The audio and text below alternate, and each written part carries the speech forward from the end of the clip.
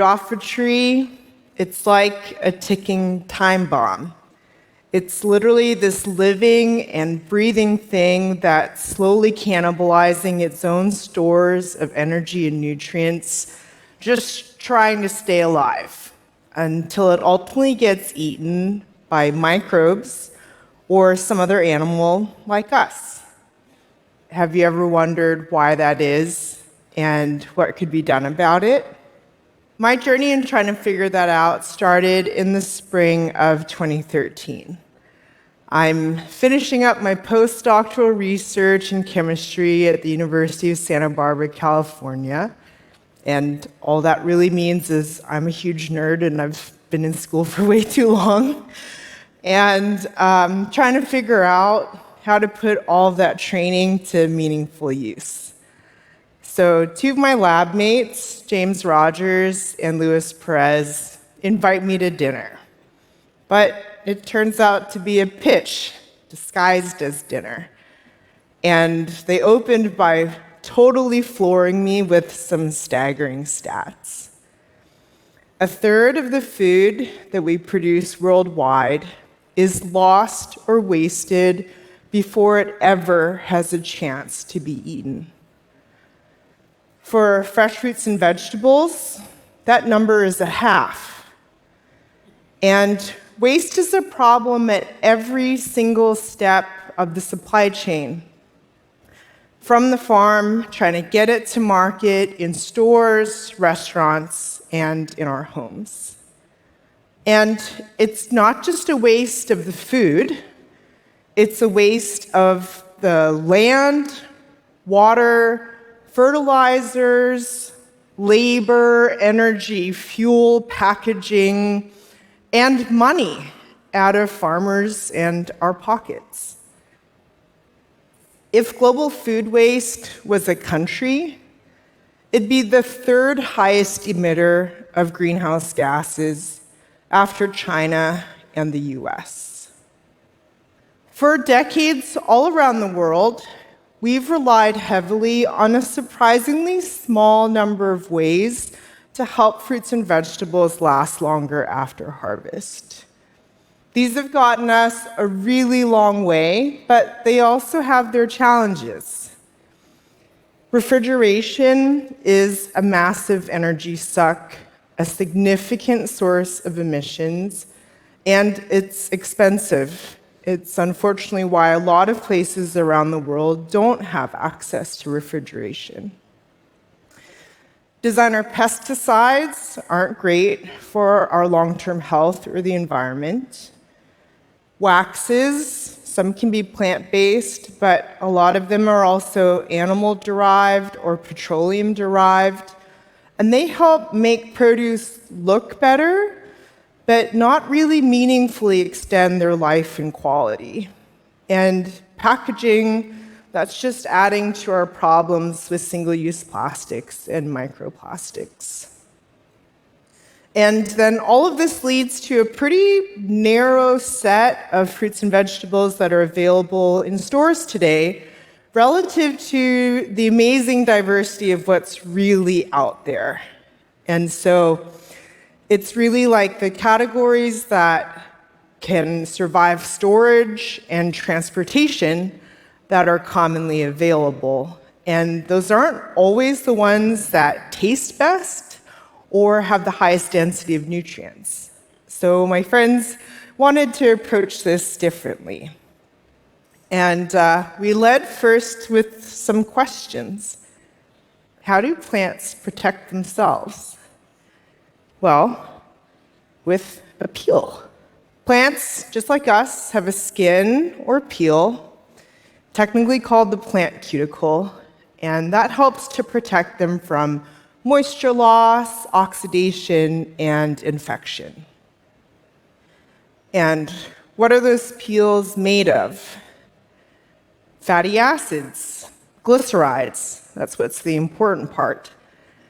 And these are ingredients found universally in all plants, in the peel, pulp, and seeds, and including in plants that we already eat. Different fruits have different shelf lives because of the thickness and arrangement of these materials in those peels. So the idea then is, can we take these harmless, edible, plant-based ingredients, apply them in a thin layer on the surface of fresh fruits and vegetables to help reinforce the existing natural peel? And if you do that, can you help to retain peak flavor, texture, and nutrients for longer without reliance on refrigeration, pesticides, waxes, or plastics? And so that's what James Liu and that's why we founded Appeal Sciences and ultimately headed to James's garage to try and figure out. We started first by partnering with this small local grower. And we tested the idea on this category you may not have heard of called finger limes. They're literally finger-shaped, and when you cut them open, the pulp is in the shape of beads like caviar. They are delicious, and they're super fragrant.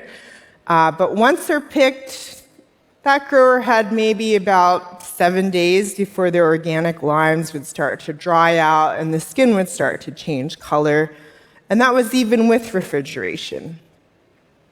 So we took a test batch of material that we made using leftover tomato peels, since those are rich in these fatty acids and glycerides. We dipped those limes in a bowl of these ingredients in water and set them aside to dry. And then we waited. And we saw that we could add an extra week of freshness to these limes. And when we saw that for the first time, we were like, shut the front door. Oh my God, this might actually work. So we then went and wanted to apply this little bit of extra peel to all other kinds of fruits and vegetables. Bananas, avocados, limes, green beans, tomatoes, bell peppers, cucumbers, berries, like you name it. And what we saw amazed, and quite frankly still amazes us. This concept works for dozens of categories. Things that need to ripen before you eat them, things that don't, things that have edible peels, non-edible peels. We even saw that with protected blueberries, we could retain vitamin C levels at higher levels for longer than unprotected blueberries. And tomatoes could be harvested later, not when they were green and tasteless, but when they were red and actually ripe, and they'd still have enough time to get into your homes.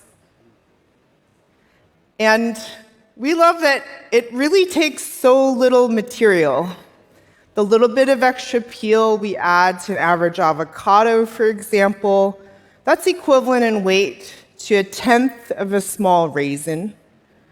And even though these materials are, of course, they're edible, you can wash them off by just rubbing under running water. We also, the more that we learned about the fresh produce supply chain today, we realized we could integrate into how these are processed in these packing houses before they're sent to grocery stores. So thinking about replacing a standard waxing step, for example. We've made good progress since those early days in the garage. We've established a supply chain for responsibly sourced, high-purity ingredients. We've demonstrated safety and effectiveness to regulators in the US, the European Union, and more than 40 additional countries around the world. And while we're still relatively small and early in our journey, we have a presence in about 10 markets worldwide. What I'm most proud of, though, it's why we got into all of this in the first place. And That is that since 2021, when we started measuring, we've prevented 166 million pieces of produce from going to waste. In doing that, that's avoided the emissions of more than 29,000 metric tons of greenhouse gas emissions, which is equivalent to planting 485,000 trees, and saved almost 7 billion liters of water, or enough to fill 2,800 Olympic-sized swimming pools. Thank you.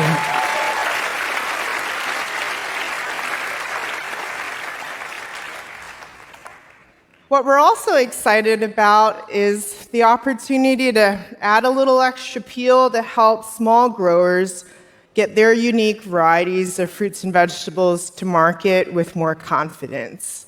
This is especially important in places that don't have widespread or reliable access to refrigeration, like with these regional mango varieties. This could mean that a greater diversity of fruits and vegetables could be more available to more people. The work, though, is far from done. We've unfortunately encountered food and agriculture companies that have a really hard time seeing past the food waste status quo.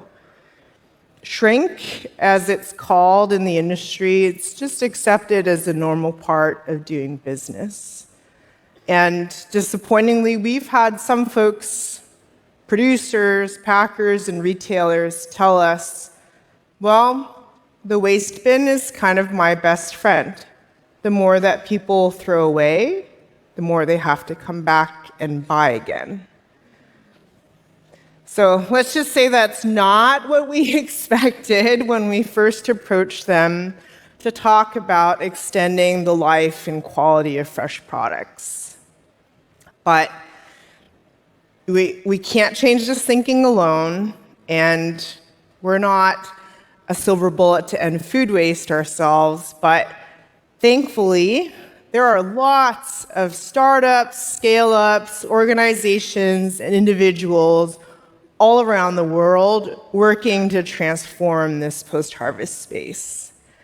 And we're optimistic that our one small innovation, using common ingredients inspired by the ancient wisdom of plants, is playing its part in having an impact, reinventing the food system, and helping to create abundance for all. Thanks so much. Yeah.